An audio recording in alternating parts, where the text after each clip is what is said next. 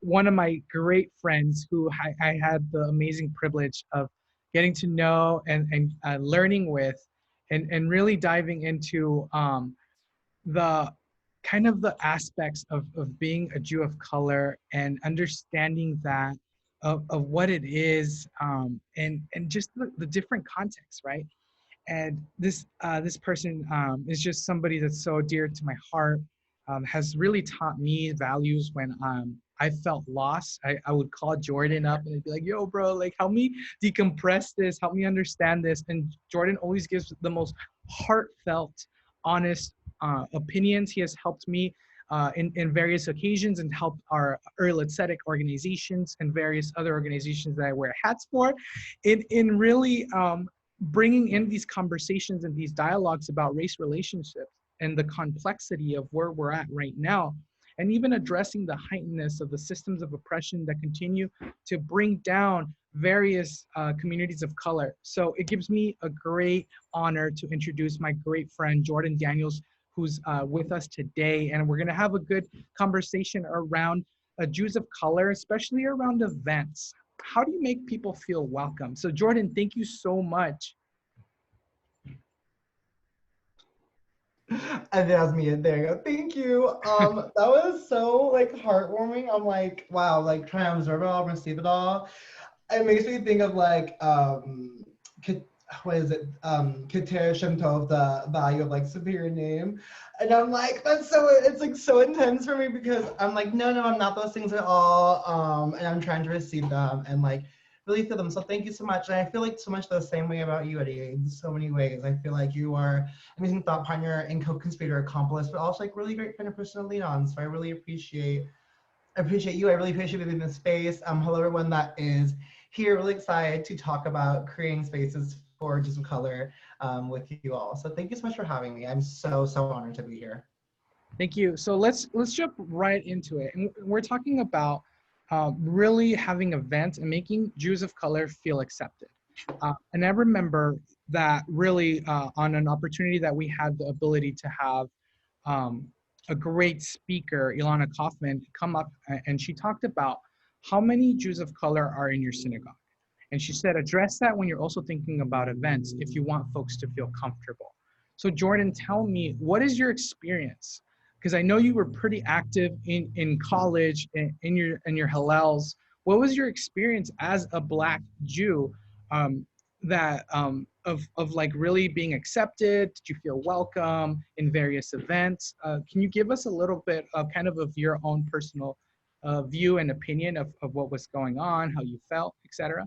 Yeah, I definitely can. It's always interesting for me because I am very mindful of the unique privilege I have in like being so light skinned that it's easy for not for one to not fully see my blackness in a lot of spaces, and that has led to a lot of like personal trauma about invalidation of blackness. But when it comes to Jewish spaces, there's always been a like when I step into Jewish spaces, there's a knowledge that I am not like I'm not fully what they think like what I could be to them. Like I'm like they know I'm mixed and they can tell usually by my skin tone is just like literally like a shade darker than what we stereotypically think of the Jewish person is. My hair looks a little bit different. My facial features look different, and that has led to a lot of times where I think when I was younger, so let me like backtrack a little bit. When I was a kid, my mom and I went to a few temples where I grew up. And the first time we went, I don't know who they were, but they asked my mom, like, what is your child? And she said at that point, she was like, he's Black and he's white, obviously. And they were like, how is that possible? Like, is your husband Black? And why is he Black? Why not with the Jewish man? It was just really a lot for my mom because she isn't religious at all. And she went through a lot of anti-Semitic experiences when she was growing up. So she kind of like denounced her Jewishness a lot of my childhood. And so that was my first reaction, my interaction of like knowing that I don't belong in this space.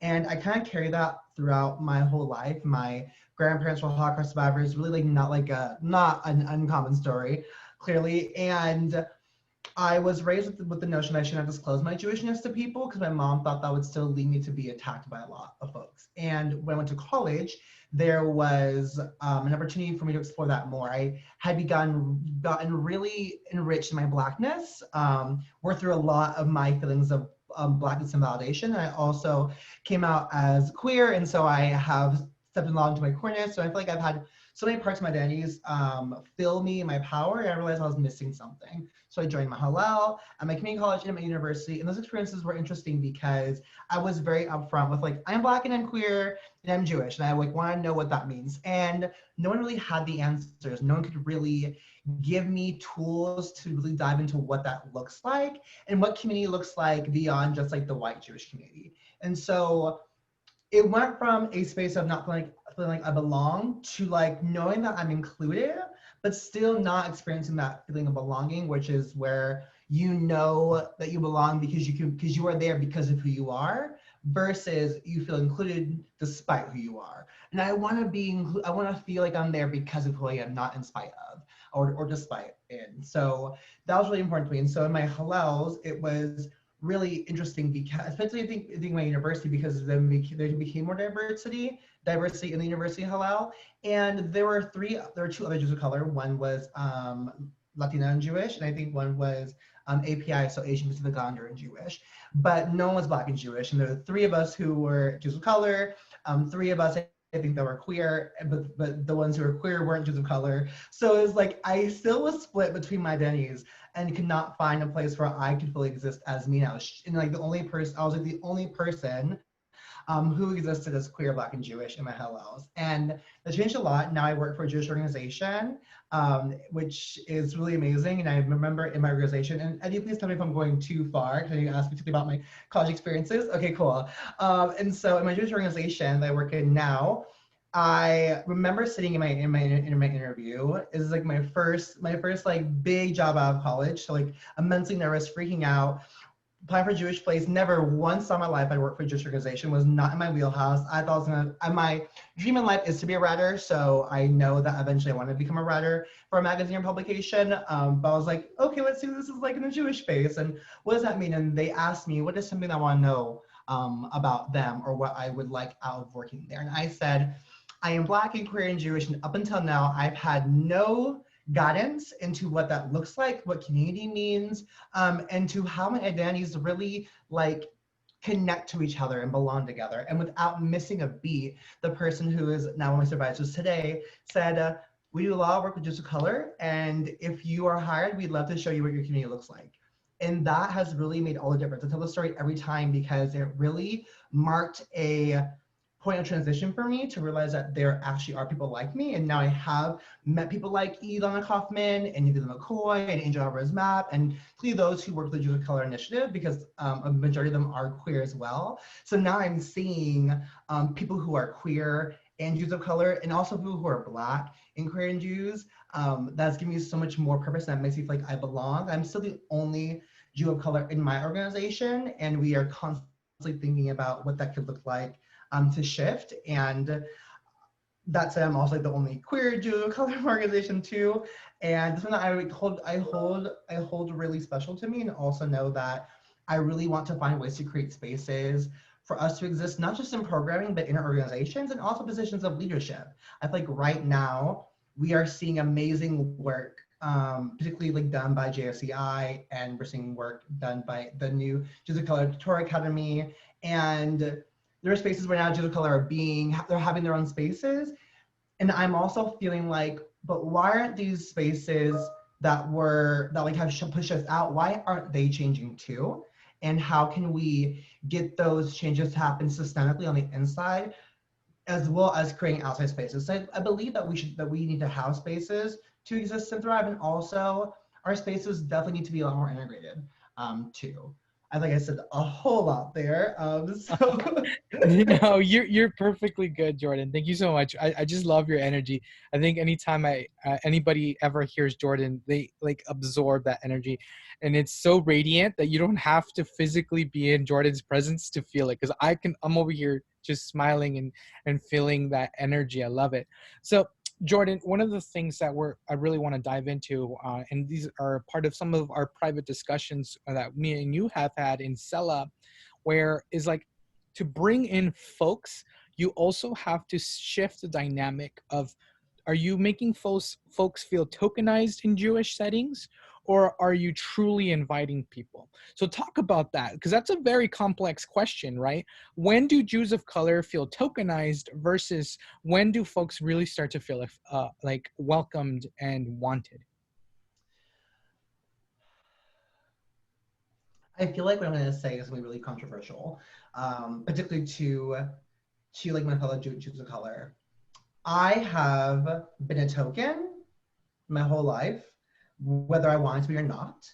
And I have found that I have to be willing to be okay with that, because I know that the work that I'm doing now isn't for me, it's for people after me. So I know that I need to be willing to be a token now. So like my kids, whether like my actual kids or like my kids, my spiritual children, like, so they don't have to experience that. So I think, and about the other thing, it's like dual pronged too. I think as for myself as a Jew of color, I have to be willing to be tokenized at first, so that way when we continue to make spaces, whether they're events or organizational structural changes, that I don't have to be the only one anymore. And for people who are trying to create these spaces um, of inclusion, which personally, I don't love the word inclusion.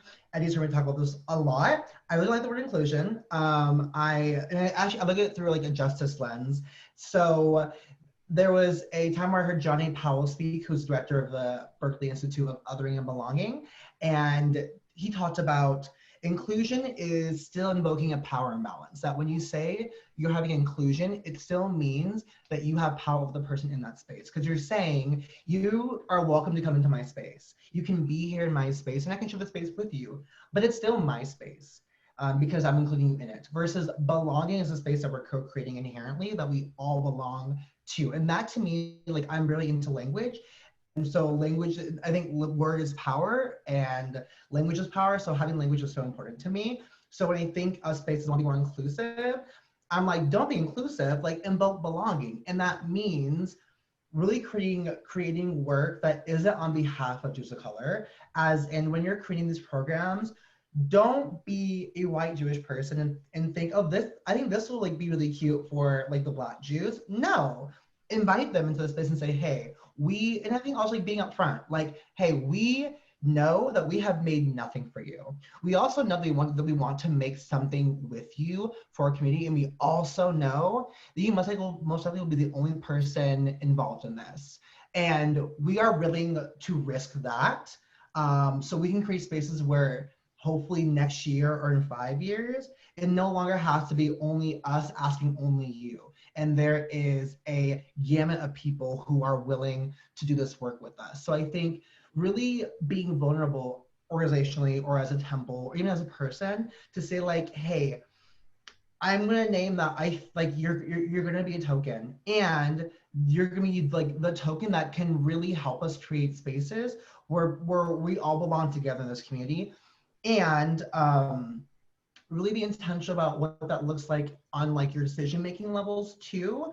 I'm really conscious about when we see institutions that are led by white people wanting to make programs with people of color, Jews of color or even queer Jews, that we're not reflected in your decision making, in your leadership roles. So also really interrogate who makes up your organization, how do they reflect the community. There was a big movement right after the murder of George Floyd with Not Free to Desist, which is I would say a movement as opposed to organization in this moment, but movement that basically called for a lot of organizations to make commitments that, and I want to say for the next decade or 5 years, that they will actually have their board and their staff represent the Jews of color community, which means that total 50% of their staff and board would be Jews of color. And like that's a heavy commitment to make, but also like, and I'm not saying everyone needs to sign that. What I am saying is that everyone needs to look at that and think, okay, how can we actually do something like this here? How can we plan to have our boards be not just white Jewish people, also not just be straight people or just men? How can they be women, Jewish women of color? How can they be queer, trans Jews of color? And be willing to talk about that honestly, transparently with your organization, and think about what you can create spatially in your organization too, in terms of positions that aren't just like chief diversity officer or even like administration. Like, how many people of color are in administrative roles and don't have agency or power? That really bugs me a lot, because it looks cute on the outside of saying, oh, we have 3 Jews of color here, but they're all in administrative roles, and they aren't in roles of positional power that can make changes and decisions. And they need to be in those spaces too. We need to see ourselves reflected not just as assistants, but also as managers and directors. Who, again, a lot. Woo, no, no, that was so good. That was so good. I'm over here like snapping and just crying in joy. No, and I love that, and I personally reflect that, and I think that in speaking from the eye, this is why I love working where I work, because at Ariel Aesthetic and Arizona Juice for Justice, like I have the ability to also look for that bigger thing, right?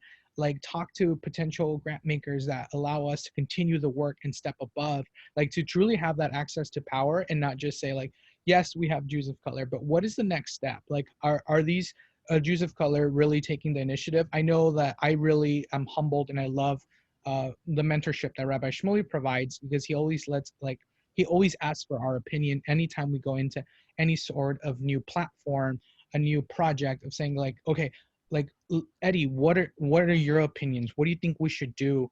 And then bringing other Jews of color or other Black and brown folks into the opinion of asking like, how can we build this together? And I love that you have that concept of really analyzing and saying, let's build together. Let's not first build and then say, well, we can adapt for you, right? Because I think that's where we look at the difference of saying like, where can we build together and where can we like really unite. So now obviously that we've seen kind of the changes happen with a lot of shuls kind of saying, well, we want to strive for a more inclusive shul. We want to strive. A lot of Hillels are opening up to a lot of more program based for Jews of color. How have you seen that in your opinion? Are you seeing really good stuff? Are you seeing stuff where like folks can work on? Are you happy that this is getting more representation, or are you kind of like, oh, we should have done this a while ago? Okay, I'm gonna try to give an answer that I feel like I may get lost in a tangent. So please feel free to rope me out if I'm getting too deep into it or getting lost in my tangents. I want to also be intentional that I have extreme lack of experiences in religious spaces. So like in shuls, like because of the Harmony experience, I haven't gone back to a lot of them. So I want to be intentional that I could be speaking at my neck at that point. What I can talk about is like Hillels and Jewish organizations, nonprofit foundations, etc. So I'll say what I've seen in temples that haven't experienced fully. I'm not seeing the temples are trying, to be quite honest. I'm really not. Like, I don't know any around me that is like really, that is like so actively trying. Well, actually, let me not say that. Though I do know there are a few. In fact, there's a rabbi who reached out to me right around Juneteenth, when Juneteenth happened. And okay, so it's actually yes, there is a change happening, and let me talk about that a little bit. So this rabbi of a temple here in San Diego had called me before Juneteenth, which is a day where we celebrated the progress of freedom for Black folk. I want to be intentional to say it's not freedom for Black folk, because one, Juneteenth happened years after the actual abolition of slavery, which means that people were still enslaved, or people believe that they were still enslaved before they had Juneteenth, and people are still enslaved today. So I want to just name that. And so they want to do a Juneteenth Seder, and they asked like what I thought about it, would I be interested in speaking at it, and I was really honored by the thought of it. But I was really honest with them. I said, you are making this event in response to what's happening right now. And I hear that and I get it. It makes sense. Like, you want to show that you are committed to diversity in some capacity. Yes. And what you're doing though is not giving actual chance or time to really evaluate what changes you can commit to making in your temple to really creating a space where Black people can come to beyond just the Juneteenth event. Like I think, like and that person actually got featured in a JTA article that talked about how Jews around the country were celebrating Juneteenth, they're trying to, and they had mentioned me in there, which I really appreciated that too, of like making note of that having that event wasn't really going to be successful as I didn't think as what they wanted, because it would come off as like pandering. And I was like, I think you have a Seder and call in Juneteenth and maybe read something from the like Liberation Haggadah, or sing a song that's about freedom. But I really think what would be really amazing is if you shared your commitments for next year, of what next year can look like to actually have a diverse temple, and what you're actually going to do in terms of marketing and structure the temple to have Jews of color in there. So that's for a temple. Nonprofits or Hillel, I think, in terms of the Hillel that I was part of, one's a really small Hillel, and actually went to help them recently, and it was mostly white Jewish people, so can't say that really changed a lot. And then my university Hillel, I think same. I think it's interesting because that requires us to look at what the outreach is like. Obviously, they're Jews of color on campus, but they either don't talk about being Jewish, don't share it because we don't look it. And when Hillels are on campus, they may not always go to those other people and ask them, hey, what do you know about yourself and Jewishness, right?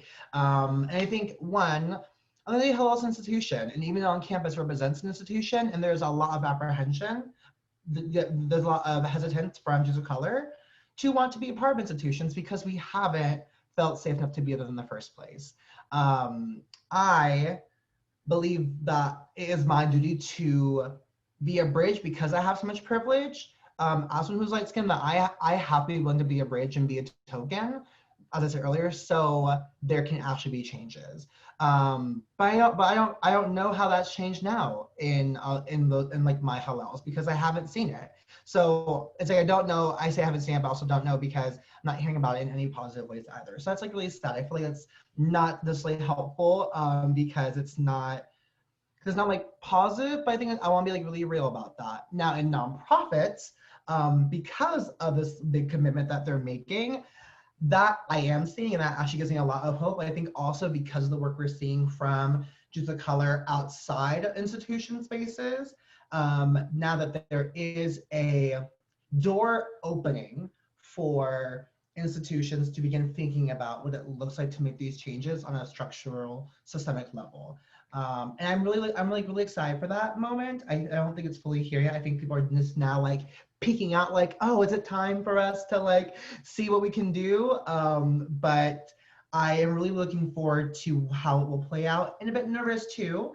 I think there has to be a willingness to hold each other accountable to that. I imagine people in this Zoom know each other, and so I would really love to encourage all y'all to hold each other accountable to the commitments you might want to make. I do see a comment here that I want to address in the Zoom, if that's okay. Is that okay, Eddie? Okay, great. I haven't always felt welcome to what shows I tend to visit. Sometimes goes beyond race, just saying. Thank you, Nancy. I would love to, I guess, understand more of the context. And I won't be mindful of saying sometimes it goes beyond race. Yes, it does. And we would be remiss to not acknowledge that race is often the predominant or a really huge factor in not feeling comfortable and welcome in a lot of spaces, as in schools and in the outside world. But yes, it also is about gender and also about sexuality and gender representation. Maybe Nancy would, if possible, we could talk about this more. Like maybe I can, you can get my information and we can talk about it. I'd love to hear about it. Or there's time in here after the conversation to talk about that more. I'd love to hear your experiences to really dive into it. Thank you, thank you, thank you. Yeah, we'll definitely have an ability to have a little kind of a dialogue session in just a bit. But I still would love to jump into some of the ideas of belonging and really working together so that folks can build systems that work for all of us, right? That make folks feel completely want not only feel like we're accepted, but feel like we're wanted. Because I feel like Mhm. that is something that is missed a lot, right? Like we want you here. And I really liked what you were talking about, but also like I would love for you to dive into addressing our own implicit biases and being able to acknowledge those and taking those off of like our hearts, right? Acknowledging that we have implicit biases and that they also contribute to anti-blackness, to like different systems and that fuel racism, that inherently we may not be forcefully trying to be racist, right? It's not in our intention, but some things come out racist because of years of implicit bias that has been fueled by a society where we live in, right? And a lot of Jews who are white passing have access to that power, and then dive deep into that. Okay, where's the question? That's a lot. So like, what's the question in that? So how do you address your own implicit biases? Okay. Ooh. I was like, whoa, like so much. I was like, ooh, how do you push saying the whole thing right here to like, I'll try to snap you like, yes, just go off, go off. Okay. Just implicit bias. So the two things I want to touch on that you said. One was intention, and I think a lot about the idea of intention versus impact. I think one thing when we discuss our implicit bias is that we aren't realizing what we're saying, and that is totally fair. The problem then becomes when we say something hurtful or harmful and we absolve ourselves by saying like it wasn't my intention, right? Like that's our repentance or teshuva for the moment, is like it wasn't our intention and that's it. But like intention and impact are two different things. And whether your intention it wasn't to be harmful, the impact was that the person was harmed, and that is really what matters. And that is a way to really actually address something, is to understand, is to not absolve yourself, but to be willing to be uncomfortable and say, oh, I see that that hurt this person, and I see how I said did that. And sometimes that person will tell you, sometimes they won't, and then you'll be left with, well, how will I know that was wrong? And I would love to encourage people to really, if that moment happens, like Google it. Like it sounds so silly, but seriously, sometimes on this one I just Google the question, it comes in. Like Google is your best friend, so use it, or Bing, whatever you use. But I love Google, and I think also the idea of not being racist. I don't know who here has read How to Be Anti-Racist by Ibram X. Kendi, but I read it early this year, and it is a really hard book to get through. I did the Audible version, which I would say to me was really difficult because he narrated it. And there are so many moments where he like reiterated the same thing. And I was like, this is super intense. All this to say, I am now using the spectrum that the framework that Ibram provides as a spectrum of not of racism to not racism to anti-racism. And what it suggests is that we actually aren't all labels. Like you aren't racist or you aren't not racist, you are anti-racist. They're actually just masks that you take off and put on at any given moment. So there's a spectrum of committing not racist ideas, or anti-racist ideas. And so I think is being mindful, one, giving ourselves grace to say, if you say something that is racist, it doesn't mean you're racist. But it also means that you're saying a racist idea, and you need to interrogate what that means for yourself and how that makes you feel and where that is coming from. And that also means that you have the ability to move the spectrum to go beyond not racist, because not racist also just means, and in my words, complacent. It just means I'm neutral. Whereas anti-racist is actually the active action of practicing beliefs and values that uplift all people. It's been particularly those who are the most harmed and marginalized. So I would say to address our own implicit biases, when we're in moments where we're saying something we know could be problematic, right? Or someone someone says it's problematic, think of that spectrum and try to interrogate where we are on that spectrum.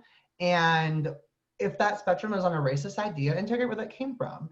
I want to be clear that I work through my biases every day. I have my own biases too, and I'm constantly working through them. And I'm always asking myself, where is that coming from? What have I been taught that makes me believe what I just said? And maybe this is a bit abstract for people, but we are all like perceptions of reality. There is no like one reality, like we're all perceptions of it. And so I have to think of, okay, what perception of my reality is actually harming that person? And how can I change that and shift that in a way that is helpful, supportive, not just to them, but also to myself, because I want to be a better person, right? Right now we're in the 10 days of all repentance, and I want to make sure that my name is inscribed on the book of life for the next year. So what can I really do to think about how my actions and words are harming people, what informs those moments, and how can I relearn? Because we're all taught history from the standpoint of the victor, and we're all taught an oppressive history in a lot of ways, whether it's American history or even Jewish history in some ways. And we need to be willing to interrogate that and allow ourselves the space to relearn, to deprogram and relearn. Does that answer it, Eddie? Is that a good answer? That was really good. Yeah. I'm throwing such like complexity at you. So you're like on the spot adapting, and I love it. So thank you, Jordan, for that. I want to pause a little bit and just kind of get folks' reactions and feelings. So please type in on the chat or unmute yourself and let us know how you're feeling. I know that we have some folks on here who have delved into some of the work that we've done with anti-racism. Let us know, how are you feeling? If I am that person that does call on you, so if we get silence, I will call on you, so prepare an answer.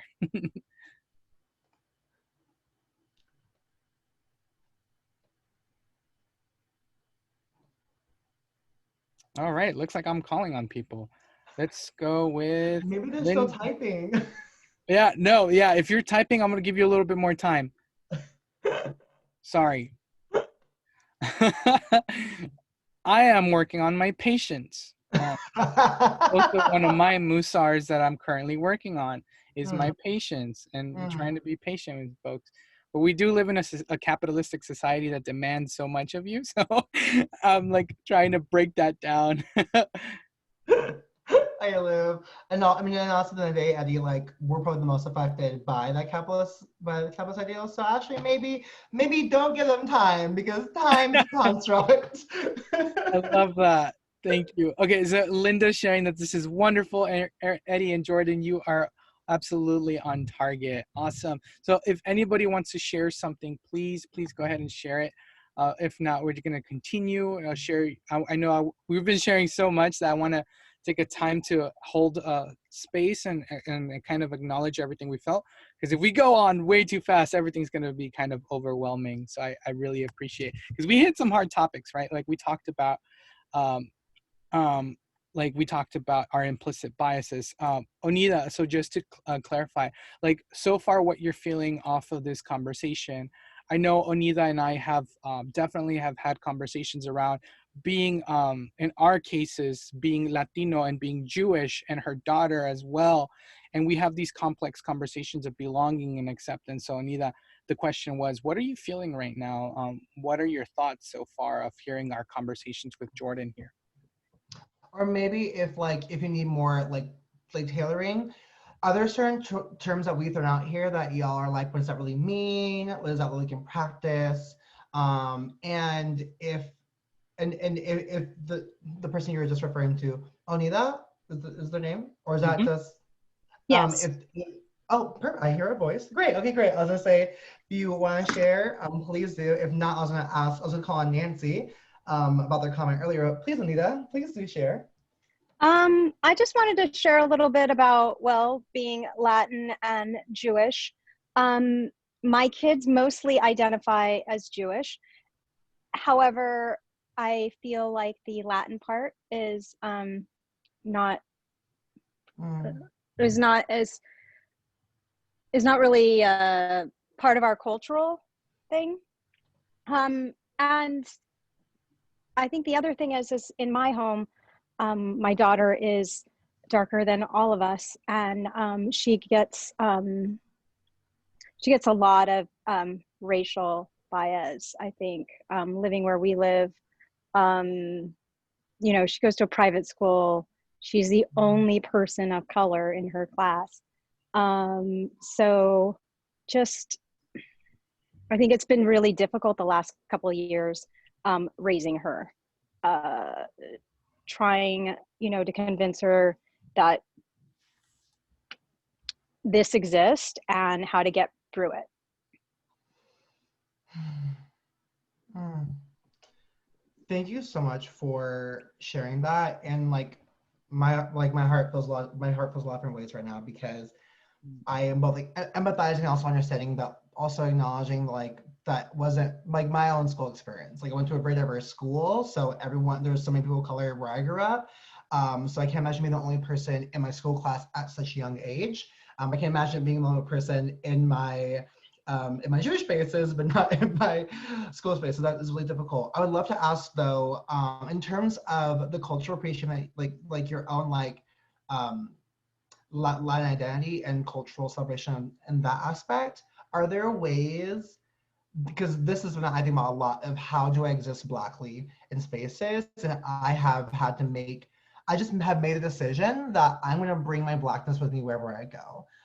One, because I want to honor that not everyone has the ability to put it away. And I sometimes have the ability, sometimes don't. And I don't want to put it away. It's part of who I am. So I bring my Blackness wherever I go with me, and I celebrate all forms of Black culture, whether I'm at work or at home or with my friends or on Instagram or when I was at school and stuff. So I'd love to maybe not ask, because I don't know if you want to get into it, but we'd love to encourage if it's really important to you, to find more ways to just find the connection of celebration of your Latin culture into your Jewishness. Also, there's a great resource called Jutina Iko, which was made by actually someone that Annie and I went to celebrate with, Ana Lucia, who's Peruvian Jewish, and it's a really amazing resource, particularly for Latinx Jews. So I'd definitely love to, I'm gonna put that in the chat for you actually, so you can check that out. That would be great. Thank you. Of course. Thank you. Seriously, that was, oof. Anita. I love it, Jutina. Yeah. Can I Go add ahead, a little Nancy. something? Okay, so I was a teacher. I'm retired now, but I taught in a school, just a public and a special education teacher. I taught in a school that was very integrated, and I was raised in Brooklyn, and I've lived in many places, lived among all kinds of people, but I've never had an experience like at this school where it was in the Washington, D.C. area, where there were many people from all over the place who come there for various reasons. Some have a lot of money, some are very poor, just the whole spectrum of things. And I found at this school, at some point, like the principal was Black. There was a huge Asian population. There were people from every country in, Latin America. And what happened to me was at some point you stopped noticing what color they were, what accent they had. It just, everybody became a big homogenous.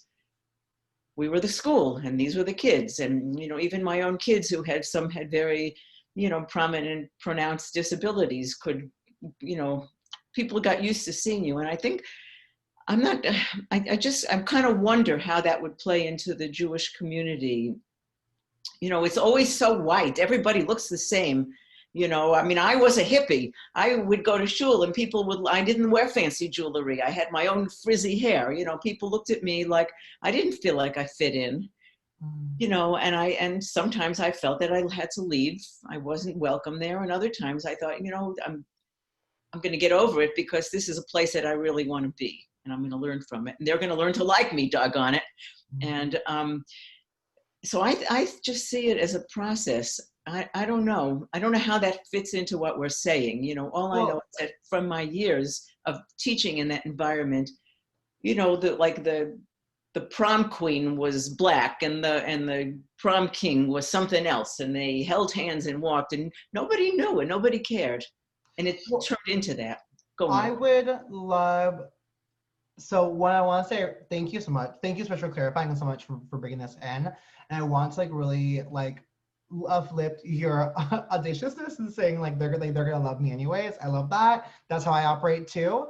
And I want to say several things. One, in terms of the school, I would really love to. I mean, obviously, I don't know if you're still working there or not, but really interrogate who else feels that way, because I don't want to like promote the idea of like colorblindness, and I feel like that is something, and I understand that like I grew up in a bubble that was so diverse, and like we too like didn't see the differences, and I also realized like that actually isn't helpful. And now I realize like, oh, like where I grew up, we all knew we were different, we just knew that that didn't actually mean that we were better than anybody else. And so I'd love to maybe asked to push that thought further of saying it's not so that there's like color blindness in the school, and maybe even to like do other people, like people of color, like does a black principal feel that way, or does he feel differently, you know? And also think about how can you acknowledge your differences while having the core belief that you all belong there. I think is one thing to think about. And I think to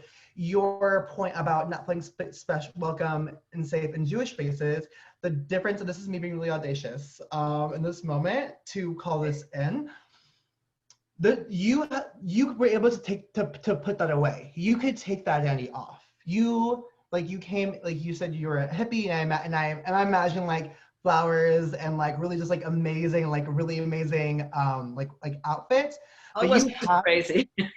But you had the option to take that off, and you had the option to come and present the way that they like the community would want you to present. People of color, queer folk, trans folk don't have that option. We do not have the privilege to be able to check something like that at the door, and we're often forced to, and that's why it's so harmful. So I think like that's like the difference, and I think how it can look like in Jewish community is, you just said like it's so white, but like look, right now, you know, there's 3 Jews of color on this call. I see visibly. There's me. I see Eddie. I see another person. I think there's more actually. I'm only seeing a few people on my actual screen right now, but I'm assuming there's actually more than 2 Jews of color on this call right now. We're not just all white. We're seeing this in real time. So then how can we actually begin to see this in our organizations, our temples, and our schools, whatever, and really challenge ourselves to, like, we have to do the work inside ourselves to realize that it's not just white. Because the longer we keep saying it's white, the more we're perpetuating that it is white, and it isn't. Like, it isn't. Yeah, I was on a call on Monday that was a Jews of Color, queer Jews of Color dreaming call, and there was 10 of us, and I was like, this is our community. We see each other right here. It's not just white like we all think they are. I'm going a bit off now, but yeah, I hope, one, thank you for sharing that. I hope I'm want to be mindful, like I'm not trying, I don't want to be accusatory at all. So I hope that what I'm saying isn't too alarming, but I also do hope that it's a bit discomforting, because we are always uncomfortable. Like, I live in discomfort, and I imagine Eddie might as well, and other Jews of color live in discomfort too. We have to all be willing to be uncomfortable with interrogating where we are and what we think and what we feel. I think that's a very good point, is that I can change how I look and make my hair look nice, and, you know, and do, you know, I wasn't expecting to be doing this today. You know, I could have looked more like I fit in, but in any case, I guess you look how you look, and you are who you are, and, you know, that's a good thing. Yeah, and It's the problem of everybody else who couldn't see that, you know, it's it's others' problems. But thank you so much. Thank you. And you look great, by the way. I think you look great. So like, please don't even say like, oh, I could do my hair differently. No. You look amazing how you are. We all on this call look amazing how we are. Thanks. Thank you. Thank you so much. So Jordan, you have a question from Yeah. Omar Portillo, and he says, Jordan, in your work in bringing in structural change in the Jewish space, what has been one of your most challenging to make it a belonging space for Jews of color? That is a great question, Omar. Thank you. It like makes me mad. It like makes me mad that's like to like admit it, but like, or like mad and sad, but also like it's just very sad of like the most challenging part is getting people to actually buy into the idea of belonging. We are just now getting into the idea of inclusion, diversity, equity, inclusion. And so it feels very kind of culture to me, which is also like very on brand for me to be kind of culture. But like we're now just getting to the point where like, oh, how can we be more inclusive? And I'm like, forget inclusivity, throw it out the window, let's do belonging. So my biggest challenge right now is getting people to actually see what belonging is and looks like. And I think it's also like some people are like, well, like what's really like the difference? And again, I'm looking at through a justice lens. So to me, there's a big difference between the language of inclusion and belonging. So yeah, my biggest challenge is making people get buy into that. With that then said, the other challenge is particularly with a lot of organizations, is their willingness. I think there is a huge, what's the word? I think there is a huge, I forgot what the word is, but a lot of people show face. Like they want to show face and don't want to admit, whether it's organizations or people, like we don't want to admit that we're wrong. And I know that. And that is becoming a huge barrier, is that organizations aren't being willing to admit that they haven't given us spaces to exist and thrive. And I think that's the biggest challenge, is getting them to admit that, so then that way they're willing to actually bring people in to change that. Yeah, and Linda has a really good point here. She said, it's difficult hearing about the consistent feeling of feeling uncomfortable. I equate it with the stress caused by racism. It's so harmful. How do you take care of yourself? I take care of myself. So, okay, so I'll give like a really great real time example. When George Floyd was murdered, I had written an article that got published by JTA, which was like really amazing. I was so happy, thrilled by it. And like, and today it still brings like a lot of like so much inner like joy that I've done it. And since then, I have probably done 20 anti-racism panels since then, right? So that is maybe 4 months 3 months. So 20 in 3 months is like 3 to 4 a month. And so it was getting really exhausting for myself because again, I was being tokenized, which I was like fine with in a lot of ways. I was like, oh, I was being tokenized. So I was like, I have to be willing to do this so that way next year it won't just be me on this panel. But it became really harmful because then I'm recounting my trauma and pain every like week. And at one point I was doing like 2 workshops a week, and that was so exhausting. So I have begun to instill boundaries inside myself, which is actually also currently within my whole life too. I have a hard time with boundaries. I wasn't raised with boundaries. There was like no lock on my door. So like my mom was like, boundaries, what are those? And so I'm really trying to instill those in myself. And that looks like saying, hey, I will not do 2 anti-racism programs a week now. I'll maybe do 2 a month. Maybe 1 a month is fine too. Also, free labor. A lot of those were for free. And after a while, it's like I am giving myself this moment freely. And let me be clear, like I don't need money.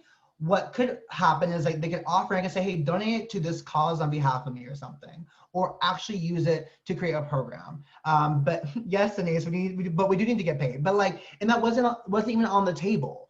Like it was on the table. So I was like, if it's not gonna be, if they don't even offer pay, I'm not gonna do it. You know, like I'm fine to say, I don't need to get paid. Please donate this to X, Y, Z. But if it's on the table, then it's not for me at this point. Like, cause then it shows me that you value what I have to say, but only if you can get it freely. And that like doesn't sound right with me. I also love to cook. So a big self-care of mine is cooking. Cooking is my therapy. People know that when I make like a full course meal, like appetizers, the whole shebang and dessert, they know that I'm actually really stressed. And so I use cooking as my tool to decompress myself. I also dance every morning in the mirror too. I like dance in front of my mirror. I play a good song in the morning when I wake up. I like shake my butt. I like hold myself. I tell myself I'm beautiful. So that's ways that I do self-care. I think for anybody, a big part of self-care is instilling boundaries, knowing when to say no and knowing what it looks like to say, I care for myself enough to not do X, Y, Z. I hope that helps.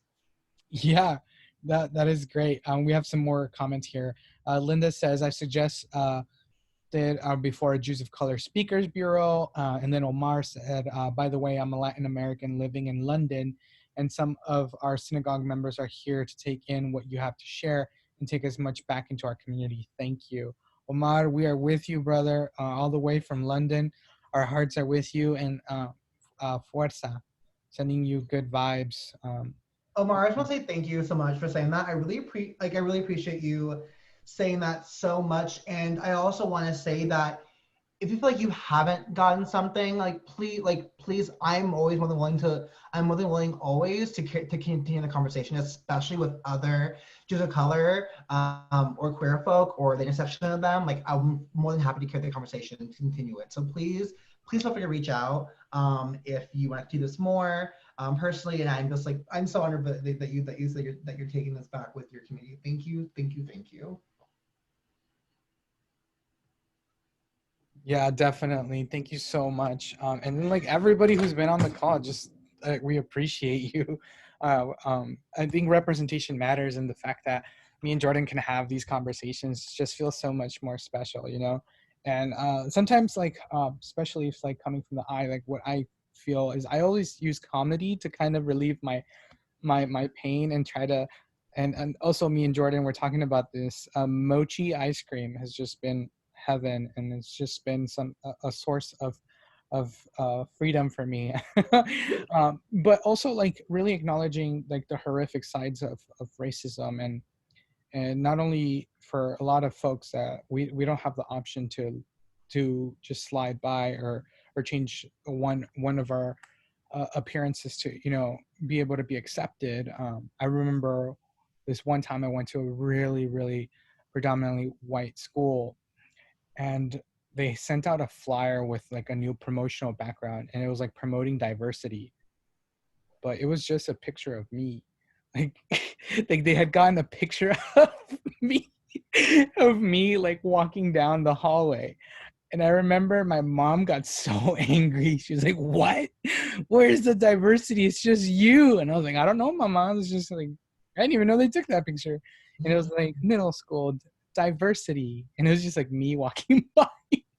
And now like I laugh about it, but in reality, like that's pretty messed up, right? Like that's pretty messed up to even think about that we are used for that sense.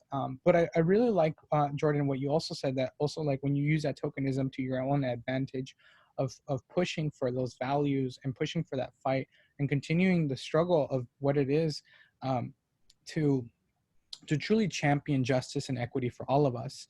And it really resonated with what you said. We learned history from the victors, right? And to me, that's really says something, because imagine if Exodus was told from the side of the Egyptians, right? Like imagine if that was the setting where they were the ones that were the oppressed and they were the ones that were the champions. Like that to me, I always think about in the other side. Like we learn typically from the victors, and we grow up learning that history, especially here in the United States. So sometimes we have to unlearn some things, and every day we learn, right? Every day we learn. What is a quick message of hope and inspiration, Jordan, that you give us? I know that this morning we had an amazing conversation with one of my good friends, Rosetta, here from the Native community. And we talked about hope. So that's still resonating in my heart right now. So Jordan, what is a quick message of hope that you can give us? Message of hope. Let me think. So I have on my arm, I have a tattoo that says optimism is key. And this is like message of hope to myself. I am highly optimistic. Not the point where I am like delusionally optimistic. I'm realistically optimistic. But optimism is really key for myself. And I think that coupled with, I really am so inspired by the Jewish value in the Father of Ethics that is, you're not obligated to finish the work, but neither you're free to desist from it. And that gives me hope, because I know that I don't have to do everything. That's not my job on this earth. My job on the earth, though, is to continue it for those who have passed, and to pass on to people who can do it too. And I think that I'd be like, how's that hopeful? But to me, it's like hopeful because I know that someone will be there to pick up the pieces and continue the work that we're doing today. And that like gives me hope for the future. I think also there's like hope all around me. I think right now we're in a really grim time. So also want to encourage people to vote. Please vote and register to vote if you haven't voted. But I think there's hope all around me. I think like I find hope in seeing how beautiful my neighborhood is. And also I find hope in moments like this. Like we're all willing to be here in this moment. How many of us are here? 13 of us right now, and plus people on Facebook Live. We're all willing to be in this moment together, to feel uncomfortable, to ask questions, and to like learn how to create belonging together. That gives me hope. Like each person in here gives me hope. Having a brother like Eddie gives me hope. Having the people in our cellar community give me hope. Like there's hope literally all around me. You just have to be willing to see it. Open your eyes. Like there's hope in every possible way. So yeah, I have hope from all of you. Thank you so much. Thank you, folks, for joining us today. I just really resonate that, and it reminds me of a quote that Julian Castro talked about when he was talking about the work with immigration reform. He said a lot of people think that this is a race, but it's not a race, it's a marathon where you pass the baton on to the next generations to continue the work. And I truly believe that that's with all contexts of the different systems of oppression that affect our community, that these are systems that have been so embedded into our society. It's almost in a sense of a DNA coding that is within us that we have to deconstruct. But once we deconstruct, then we build together. And I want to use this amazing metaphor that my friend Jordan used that really has always visualized in my head. He said, bringing folks to the table. And then what can everybody come to the table and contribute something? And then I just read in the chat as well while I was thinking that concept. And my friend Rosetta said, sometimes when there's no space, you have to build that space and bring your own chair to the table. And I love that. So folks, thank you so much. I would just want to give a shout out to my good friend Roberta on here as well from the Jewish Social Justice Roundtable for helping us make this possible and helping make this webinar series and our anti-racism campaign possible.